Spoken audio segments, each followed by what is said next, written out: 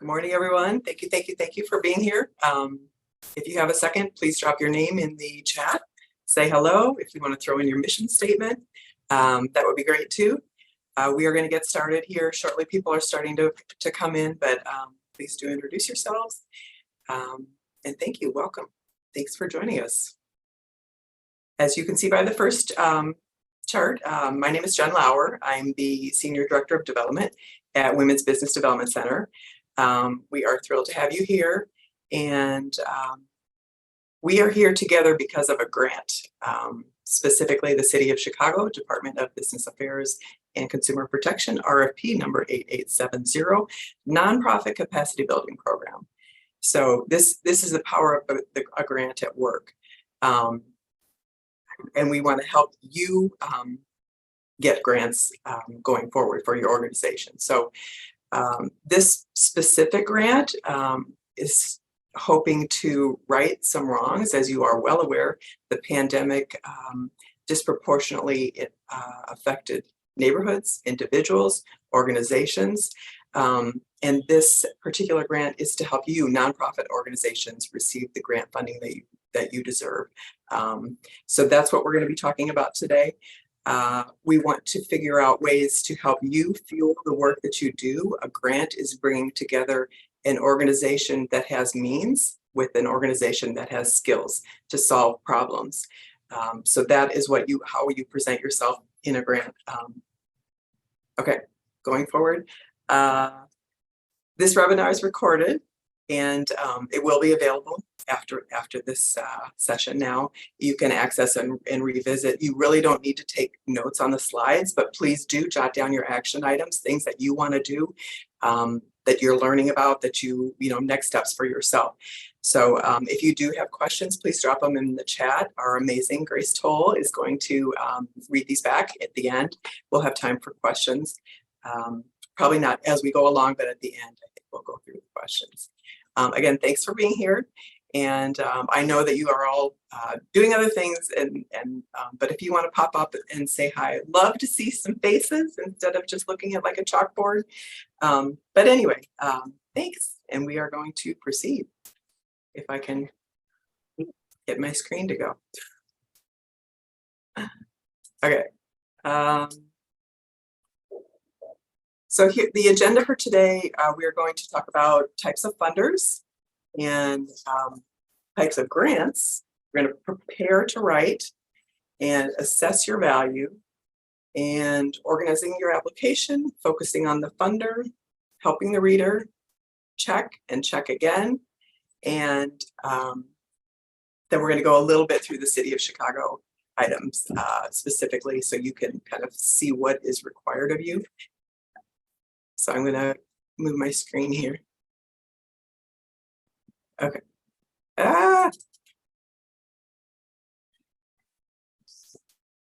Okay. Can you actually drive it, Grace? You want me to share my screen? That's okay. We'll just proceed. So for sorry. For the types of funders, they fall into some basic categories.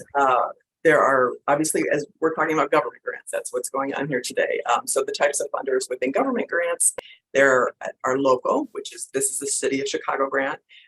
So for example, Department of Business Affairs and Consumer Protection.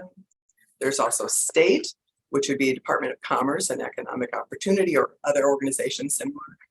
Federal, Small Business Administration, and among others. Obviously, you're all well aware of foundational grants, which would be private, created by an individual or a family. And then there'd be public and also corporate funding. So I don't know if you guys want to drop in the chat, what kind of funding you receive. A lot of times, people have a mix of these things. So they are pursuing opportunities within all of these areas. So those are the different types of funders. The different types of grants, they fall into categories: general operating, which historically has been hard to get, but research has shown that in response to the pandemic, funders are doing this more and more. So nonprofit organizations can figure out what they want to spend their money on. This would be things like payroll, rent, what's needed to keep the organization going.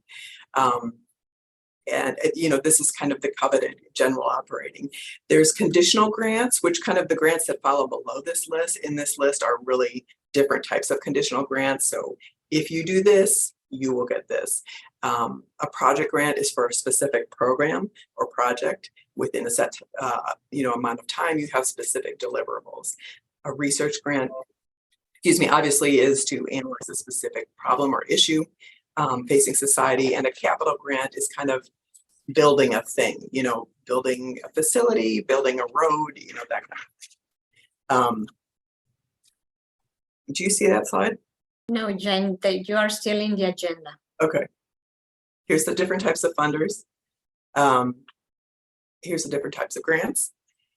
And then preparing to write. This is really super, super, super important. It's any meetings that are offered by the funding entity, whether it's a government entity or a private foundational, whatever, make sure that at least one person from your organization, and maybe you just have one person, but make sure somebody attends. Now, oftentimes these are available afterwards, but by attending, you get your face in front of the funder for one thing. You learn a lot. These are things that you can take forward. You can see who's in for the grant as well, and you can ask questions. A lot of times at the end, there are really great questions by your peers who have similar issues, or wondering about what's involved, what they will be required to do. So it's super, super important that you attend the meeting. Obviously, read the application thoroughly.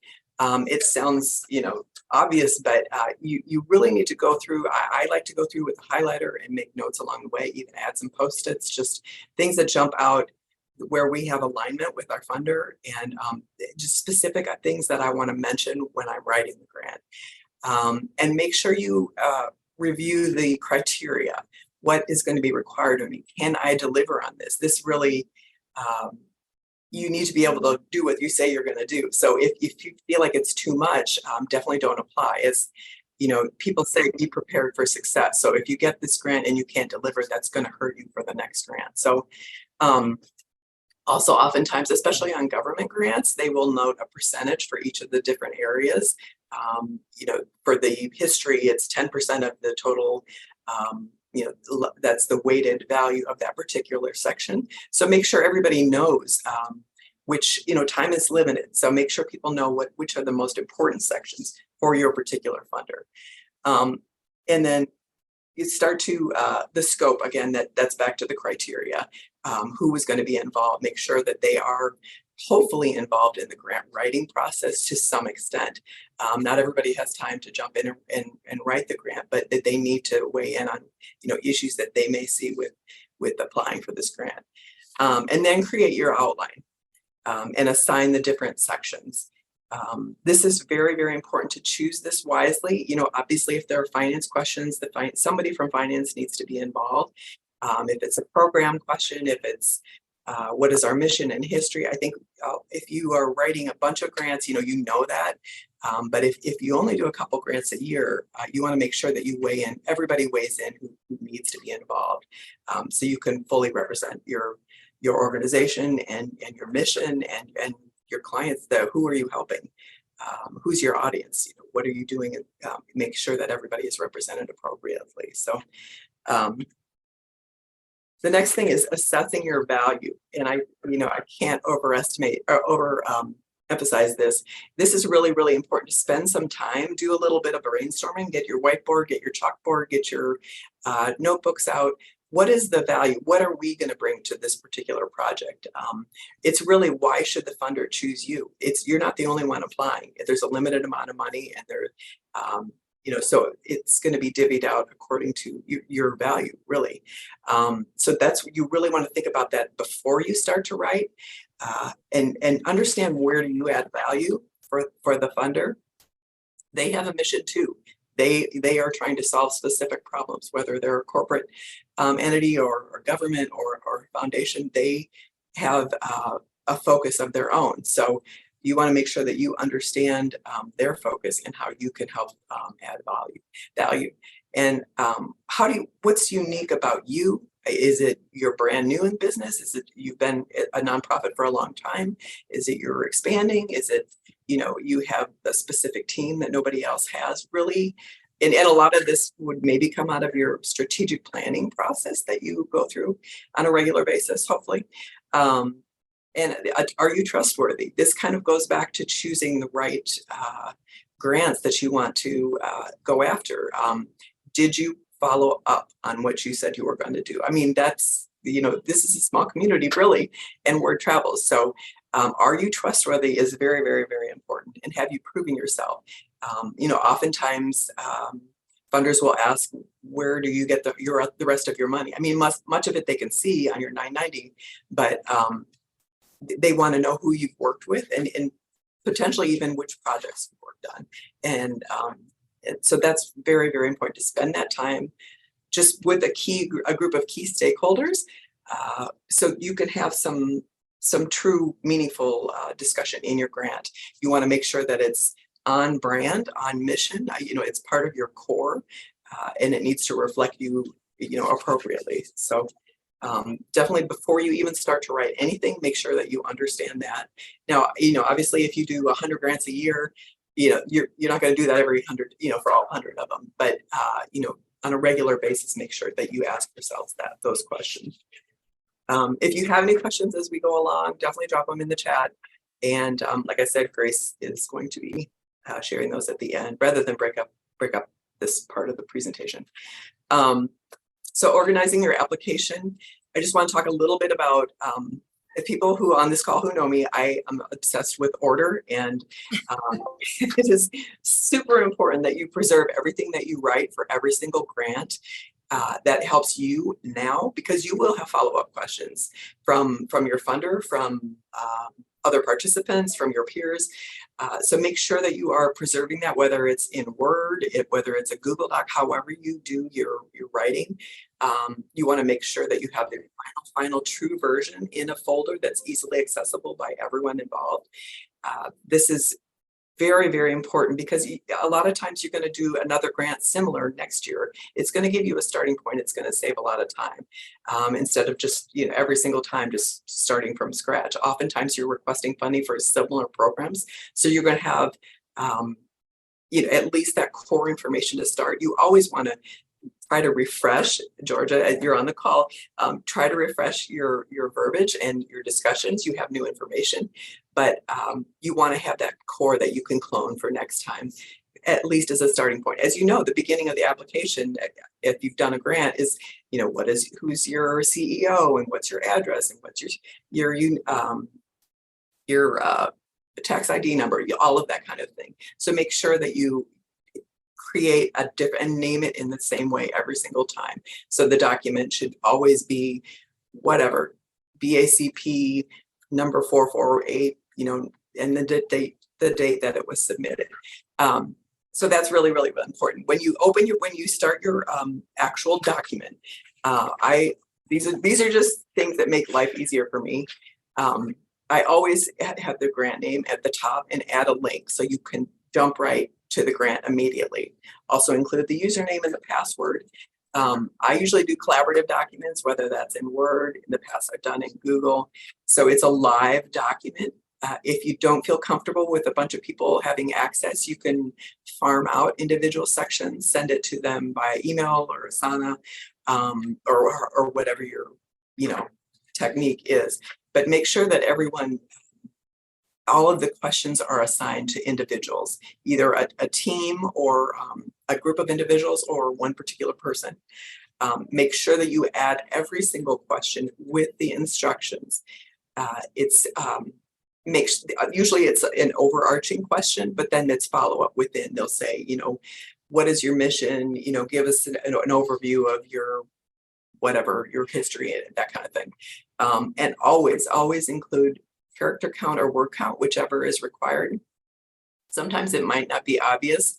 This is another reason for having this documentation archived, so you can go back and that traditionally the city of Chicago has how many characters for each question. But it's very, very important, because if you don't want to be there entering your information and at the last minute, your 500, words too long or too short is worse, it's easier obviously to cut and then assign sections. Personally, I use a color code, so I highlight finance is always green, obviously. Program team is always purple, development is yellow. So people can quickly find their section. I mean, some grant documents are going to be 10, 20, 30 pages long, even more. So people just have precious time, and if you can highlight it, they can jump right in and adjust their section. So that's kind of how I organize the actual, document, the file. I was going to say piece of paper, but no. Anyway, so you really have this system where it's always the same and people know what to expect within the document.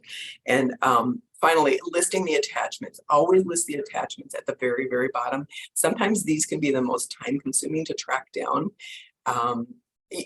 These will recur. I mean, they will be things you'll always, they'll always want your most recent 990 or audited financials or whatever. So also when you are archiving these files, the documents, the grant applications, be sure and include in somewhere within that folder all of the current attachments and name them the way they are named by funders. So, WBDC 990 2020, that kind of thing. So you can easily find them.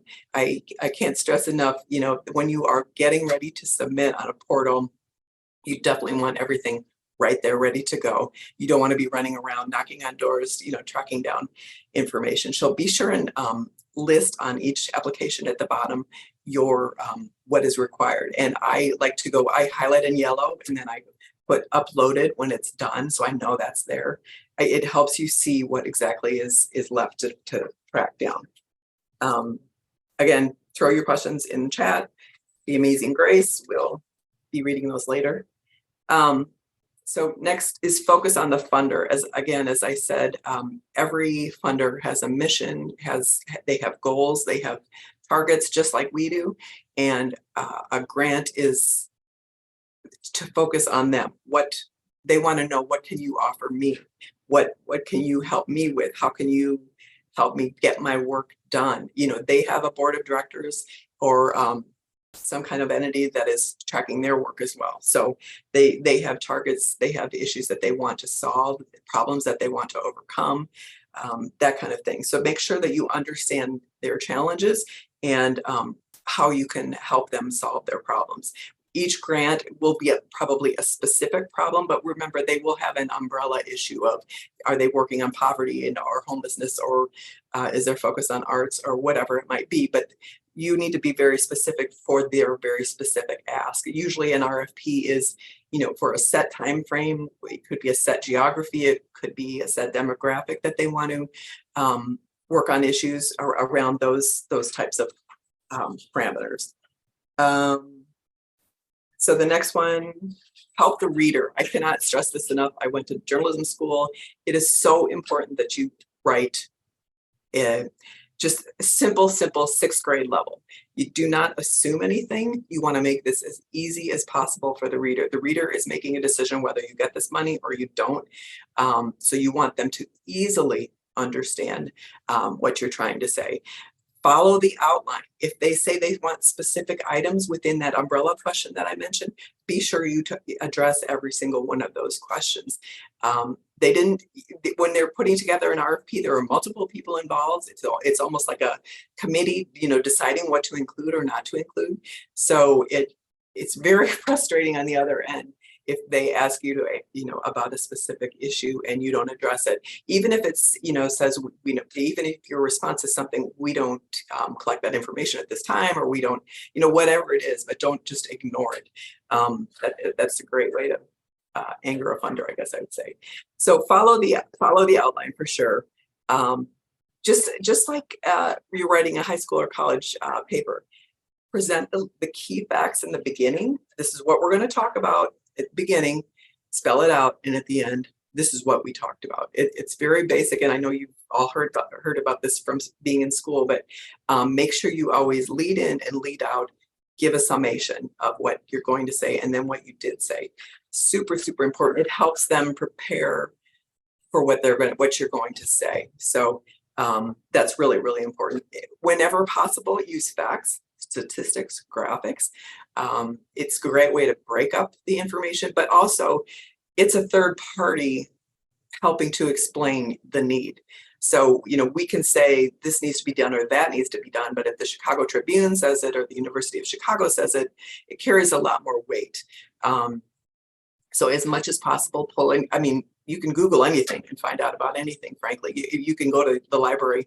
The business librarians at any local library can help you find specific statistics on whether it's demographics, outcomes, issues, concerns.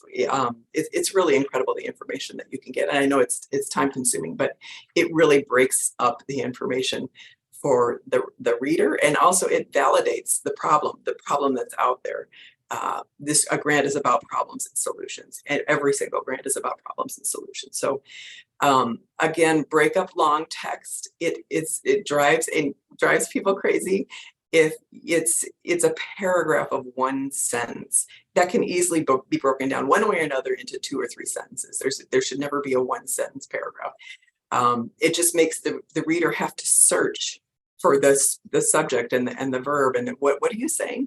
So we want to make it as simple as possible. It is relaxing for them to read and not have to track down the information. So delete any unnecessary words. Try not to have too many, and this sounds just so basic, but try not to have a million prepositional phrase, of the, with the, by the. Just say what it truly is. And it's not going to sound too simple. We feel like we want to be fancy. We want to use those acronyms and slang and buzzwords, but it's very frustrating. And acronyms is huge. You must always write it out completely and then use parentheses with the acronym afterwards for the initial use. Because you don't know the background of the reader. Maybe they just started with the government entity or corporate entity or foundational entity. They might not know all the jumble. Anytime you have to have a reader go and look for information, that hurts you. Like I said, they're reading tens or hundreds of applications. So you want them to happily read through yours without having to search down, well, what is this person trying to explain? Whenever appropriate or possible, use photos. That really, obviously it tells 1,000 words. Obviously you have to have permission to use any kind of client or participant photos, but if you can include photos of similar programs or the exact program, very, very, very powerful. So just to recap, helping the reader, this is, like, to me, probably the most important section. I think a lot of times we just have our jargon, we just love our jargon, we're used to saying our jargon, but these funders are funding a wide variety of things, so they don't necessarily know all of our lingo. So help the reader get through your application, basically. Check and check again. We are asking for money, and we need to show that we are cautious, that we are careful, that we are thoughtful, that we are smart, and that means we have to write using proper grammar. To me, it says if we can't even spell check, I feel like funders are saying, what are they going to do with my money if they can't even, speak properly? So once your application is complete, everybody has gone through it. I always do a double check. I use Grammarly. I'm obsessed with Grammarly. Not every prompt or everything that they recommend is correct. So make sure that make sure that the meaning comes through. A lot of times they won't know the acronyms or whatever that we're using, or so you can say, no, I don't want to do this change, and obviously editor as well if you're using Word. So I do both of those every single time. Then you personally, whoever is the holder of the application, I think traditionally you always want to have a holder. Many, many people might be involved, but these are very detailed documents, and they are permanent. Once you submit them, you cannot generally change them. So it is part of your file for your organization. So I don't want to paralyze you like you can't even let this application go, but you want to check and recheck. So you, whoever's the holder, make sure that you reread it. And if at all possible, please do assign two additional people to reread the document. And frankly, if they can also do an editor check or Grammarly, that would be great. And the two others reading, they don't necessarily have to be the people who were the writers. In fact, it's, it could be somebody else in your organization, totally unrelated, because if there are certain sections that are catching, that don't make sense to them, then I believe the program officer or whatever at the funder is not going to understand it either. So, and then you are going to, when you're you're ready to roll, start to enter the text on the portal. It used to be you would mail it in a packet and within a deadline and all that good stuff.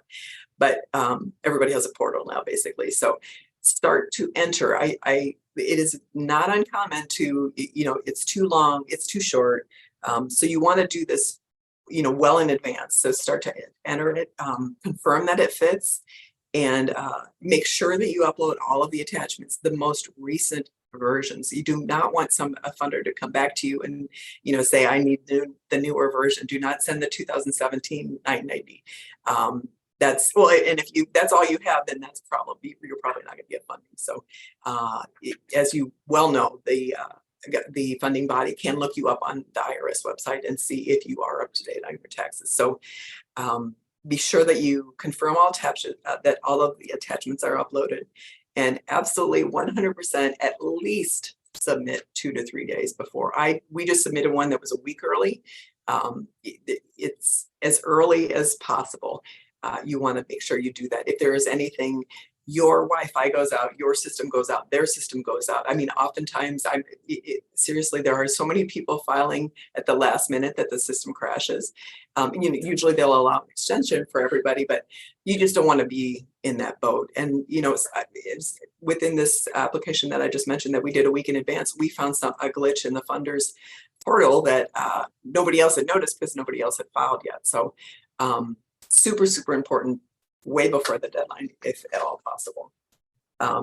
So again, Ed questions at the end, but put them in the chat for now. We're going to just go over a couple of the City of Chicago, specific to the City of Chicago required documents. And I think most of you maybe have done grants in the past. If not, these are kind of the basic ones that you're going to see all the time. Certificate of liability insurance. So this is an actual piece of paper that says you have current insurance. This is something you would get from your provider. Usually I just keep this as a PDF, labeled in that folder that I mentioned, the attachment folder, include a date, which is super, super helpful. That way you can easily pull and get that other one out of there. If you have a newer version, be sure and pull that other one out. Sometimes you might have multiple people, doing the uploads of the attachment. So you want to make sure that you get the newest. Take out all of the old well, not all the old 990s maybe, but all of the old certificates of insurance. Current board member list, a lot of times they will, a funder will tell you specifically what do they want to know. Usually it's just name and title, their professional title. Sometimes they ask for more information. So make sure that you do not want them coming back to you with a question. That just means you didn't get it right the first time. So more is on the call. Yeah, I was going to chime in, Jen, and just say if anyone's looking at this list and thinking, oh God, this is very scary and overwhelming, and I don't think I can do this. Please know that that's what this program is, really about, is helping you with, responding to your grant applications and getting through.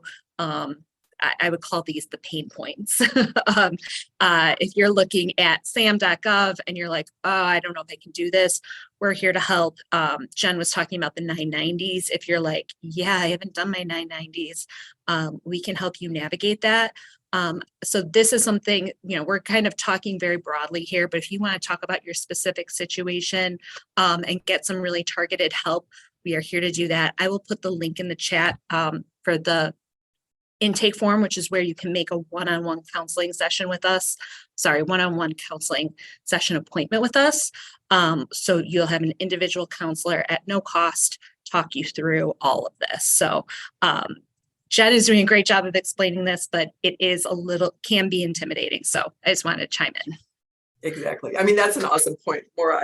And just for a background, and I should have said this from the beginning, the reason that I feel we were granted awarded this grant is because during the pandemic, we distributed a huge amount of relief funds to individuals and to businesses rather.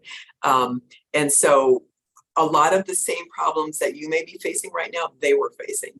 So in order to receive grant funds, you needed to have this document, you needed to have an electronic version of your bank statements and your tax records, and et cetera, et cetera. And people just didn't always have that. That's, their business wasn't really at that stage, or, small business owners are good at what they do.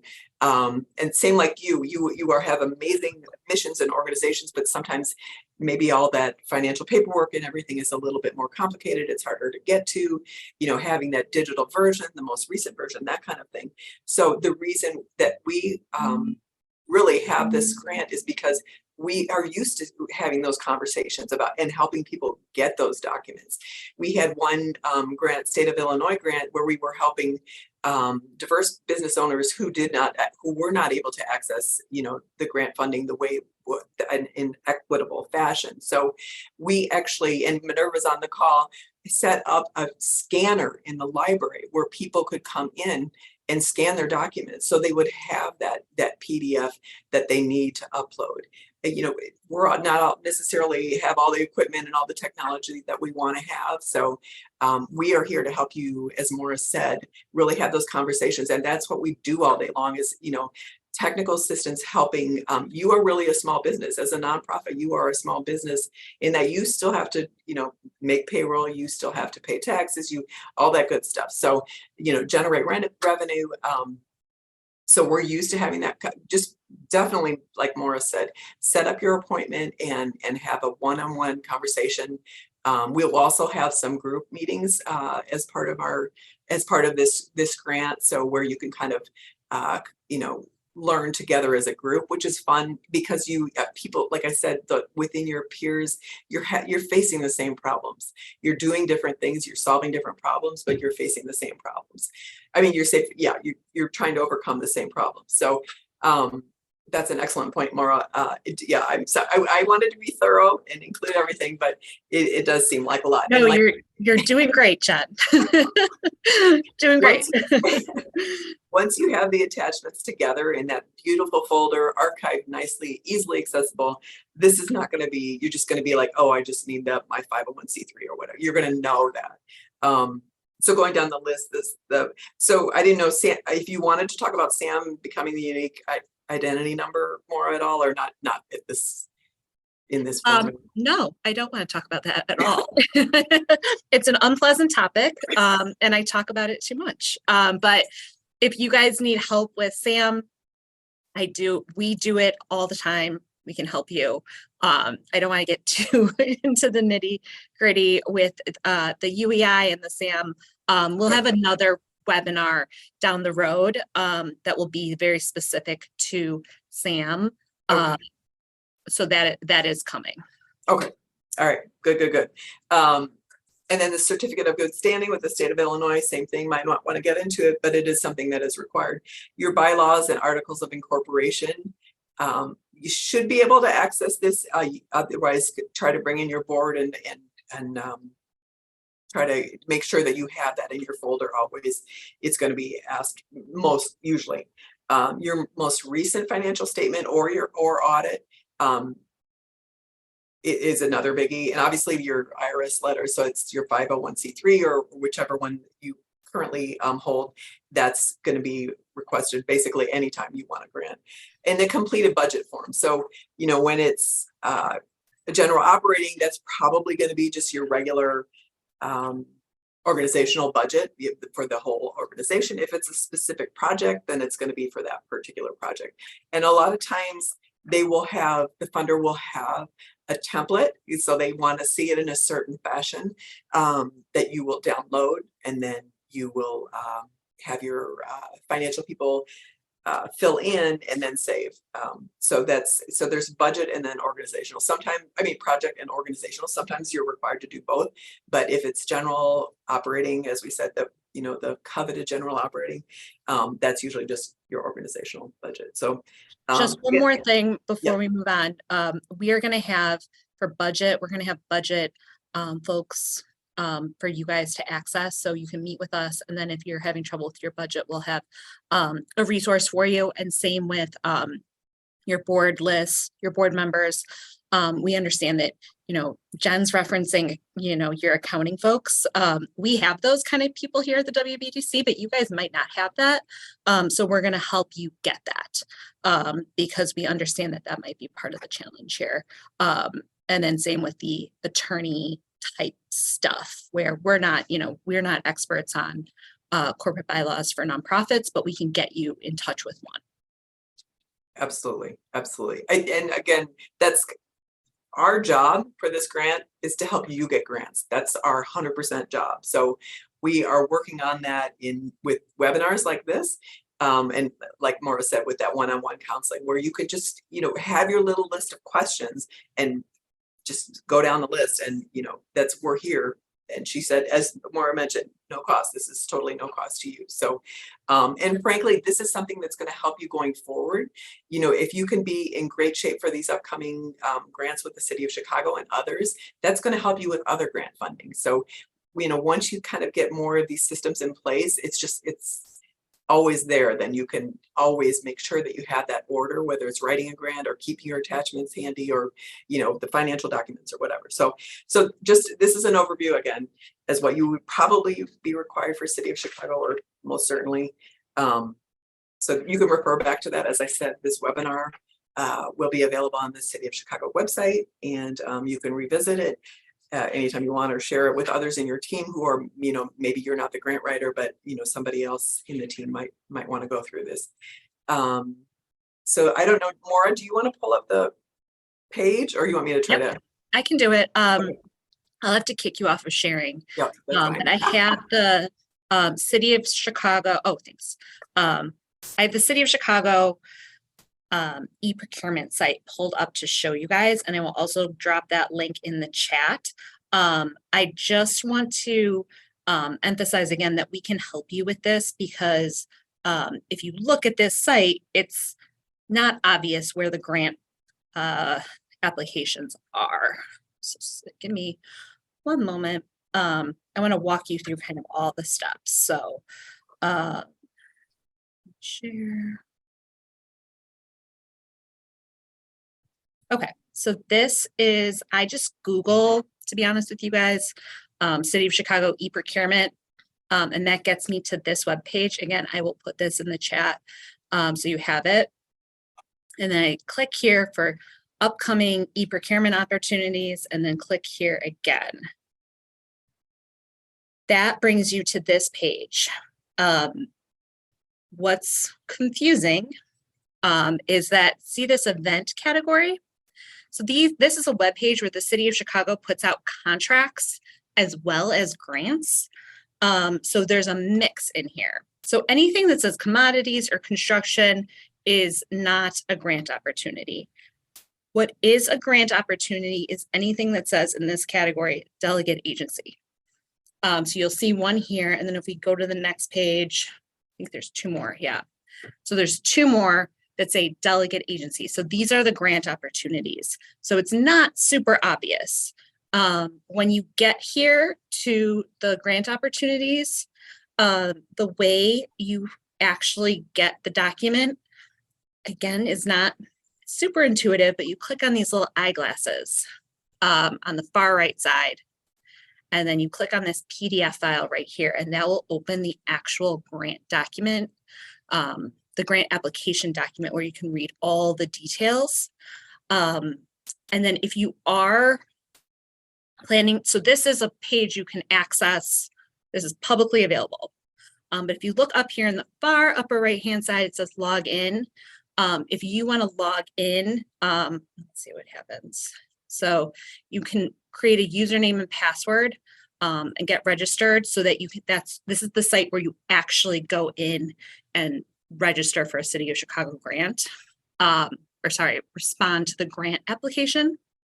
Again, we can help you with this because I don't find it particularly intuitive, so I'm sure you guys don't either. Let's see if I can get back, but I just wanted to make sure you guys know kind of this first step of how to where are these grant opportunities? And then down the line, we can talk more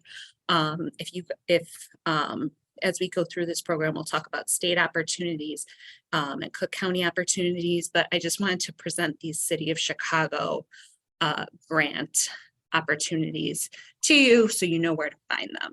And I'll drop these links in the chat for you. Laura, real quick, we had a Sure. question in the chat. Sure. Are you able to sort that list by event? That is, I do not think so, but let's see. Oh, you are. Surprise. I've never tried that. So that's a great question. But you can, so that they're all right here. I don't know why, but they tend to be grouped together anyway. But yeah, you definitely can. So you can sort and then locate those delegate agency grant opportunities. So it is right there. And then one more point on that website that you found, the City of Chicago's, we're calling it the landing page. I will put that in the chat. Eventually, we're going to start posting the grant opportunities there. But that hasn't happened quite yet. So you're going to have to go to this page. So yeah, I'll send it back to you, Jen. Okay. Yeah.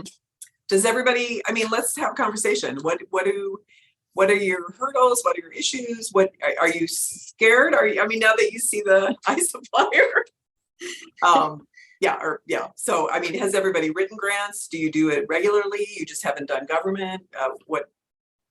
Come on, somebody jump on. This is Elise. Good morning. Thank you so much for this training. I hopped on because I have not written a grant for the amount in which I would need to get my nonprofit up and running. And so a question in which I had was for those who are just coming into. So I would be, creating a transitional home for women coming out of prison. And so I have heard that there are grants out there to help you, build or, rehab certain places to house. And so that's for me, writing for that and actually finding those types of grants. That's kind of what I wanted. And it could be a one-on-one that I probably need, but I was trying to gain some more information concerning that. Absolutely. Wow. What a great mission. Yeah, definitely. There are coming to mind a number of possibilities, government and federal, frankly, and corporate as well. So definitely schedule your appointment, your one-on-one. I think it's so great to have that one-on-one where you can really explain your problems and your issues and your hurdles. And then, that person, not your one-on-one advisor, may not have everything on hand, right? The answers to hand out, but we can pass you off to other people who know more in that particular area or can expand on, specific issues. So do you have your 501c3 already then? I do. I have my 501c3. I feel like I have almost everything. This is a one-on-one question that I don't know if I'm actually tax exempt yet. So I have a SAMS.gov, appointment with somebody to help walk me through. But I just feel like I am so lost in this process. It is really a difficult process if you ask me, just because I don't major in it. But I also have a 501c3. I'm a block club president for my block club, which is much different. Of course, I've written grants so that we could get funds for our block club. But this is, I feel like, much different. The verbiage needs to be different, like a lot of different I's dotted and T's crossed. So I do appreciate this webinar. Do you have a mission statement and all that good stuff? And it sounds like you're in great shape to kick off. Having that 501c3 is a big deal. So yes, multiples. Yeah. And we can help. That question you asked about the 501c3 is exactly what we're here to help with. Because it sounds to me from what you're telling me that you are tax exempt, but we can just, in a one-on-one session, we'll go into the IRS website, look up your nonprofit and check, and then we can find your determination letter. And if it's not there, we can kind of take it, help you from there. Okay. But yeah, this is exactly what we're here to do, because here's the thought process. You are good at running I'm sorry if I'm botching this, but a women's shelter, right? You're really good at that. Yeah. You're not good at paperwork, maybe. I'm just guessing. Okay. Most people aren't. So I think the expectation is that you should be able to do what you do best and not have to worry so much about the paperwork. So that's what we're here to help with. And this is my one last question. And Sure. for everyone else on the call, please do not laugh at me. But the taxpayer ID number, it says 9-digit. Is this the EIN number? Yes. Yeah. Okay. Exactly. All right. Thank you. Exactly. There's no dumb That was question. not a laughable question. No, there's no dumb questions. Does anybody else have any thing they want to bring up? Anything they have a question about? My name is Jocelyn. I do have a question.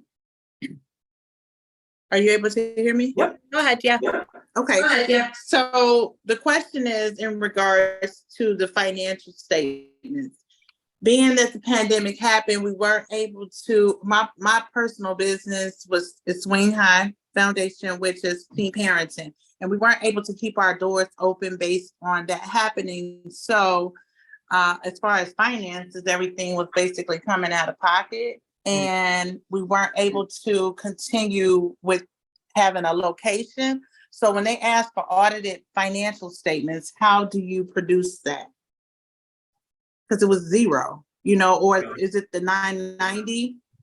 Is that considered That's the a really- financial statement? This is a really good question. Is someone there? Okay. Yeah, that's a very good question. It depends. We can talk about this more in a one-on-one session, depending on how much funding you have. There's certain legal requirements for if you need audited financial statements. It sounds like you're saying you're at 0, so there wouldn't be that requirement. But you need to give them something. Someone needs to put their phone on mute.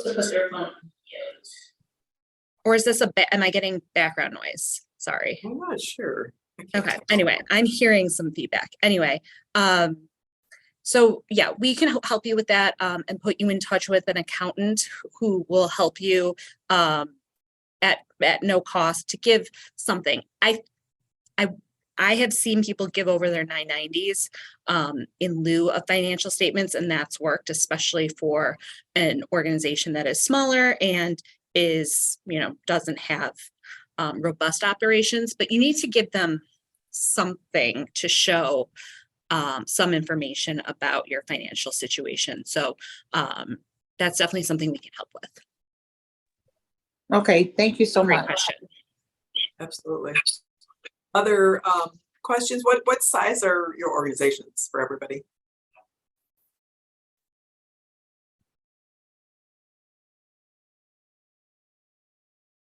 Smaller, medium? Just starting out, another just starting out? Yeah. When we say size, we mean, I think we talk about it in terms of, what's your annual operating budget type of question. Oh, that's, Okay. a wide range. Absolutely. Yeah, no, that's good. Okay. Yeah. Very Yeah. wide range. Yeah. But I think, one of the most important things that I hope you would take away is really when you're doing a grant, be sure you preserve it and you have it going forward, because it is very time consuming. And you want to have as much information ready to go for the next one, because, frankly, some of these government grants especially are going to come out pretty quick. So you want to be prepared. And even as it's a to-do for you leaving this meeting, start tracking down some of these items if you can on the list that slide previous that outlined the city of Chicago required attachments. If you can start to look for those and at least identify who might have them if you don't have them immediately. And maybe that's something you want to have a conversation, as Maura said, on your one-on-one, where can I find this and that kind of thing. Yeah, so that's super, super important, the attachments.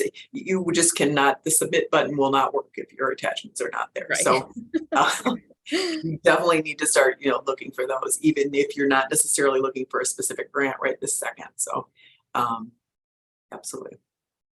Any other questions? I'll start talking, and if someone has a question, just interrupt. But I just want to kind of, I'm sorry, I was like a minute or two late and on this call. And I didn't get to plug all the good stuff we're doing at this program. So as you guys know, someone's asking, will the list be shared with us via email as our reference guide? I'm not sure what list you're asking about.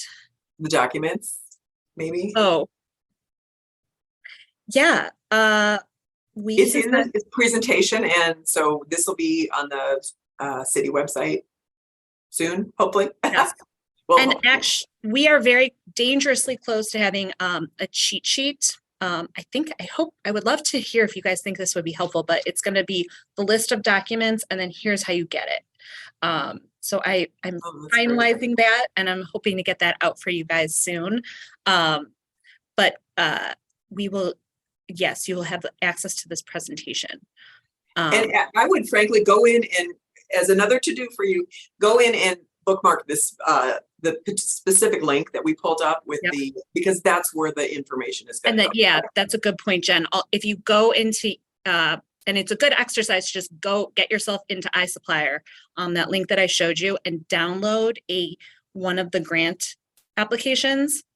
And in that grant application, look at what the requirements are. And that's the list that Jen just showed you. We're pulling that right from the City of Chicago's list. And then also bookmark that other page, which is the capacity building, landing page, because that's where, what we're doing, the upcoming webinars, that kind of thing is going to be from there. So there's going to be a lot of activity here. So I think if you want to check it regularly, that's probably a good idea. So you can see, you really want to take advantage. I mean, this program is, as I said, so you can get grant money. So be sure and so you can see what's out there, what's coming up in whatever areas that you work in. So definitely keep an eye on that. A lot is changing. It's probably changed since we started this webinar. So yes. And Dory, you're making me feel bad that I don't have my cheat sheet done. So I am going to get that done and out to you guys, because I was going to say, this is the launch of this program. We just started this week. And so we weren't sure what you guys were going to need from us.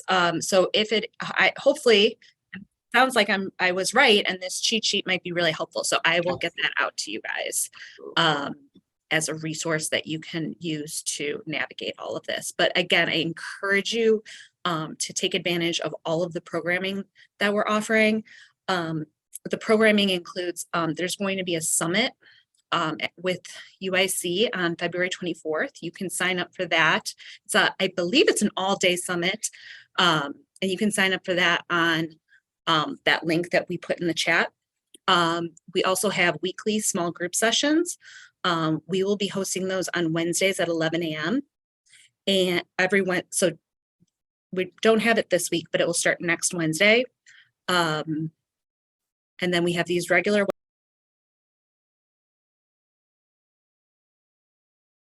form that you've already filled out. And then we have the one-on-one counseling. So we have a variety of programming that you guys can take advantage of, all at no cost, that we really hope will help you take advantage of different grant opportunities.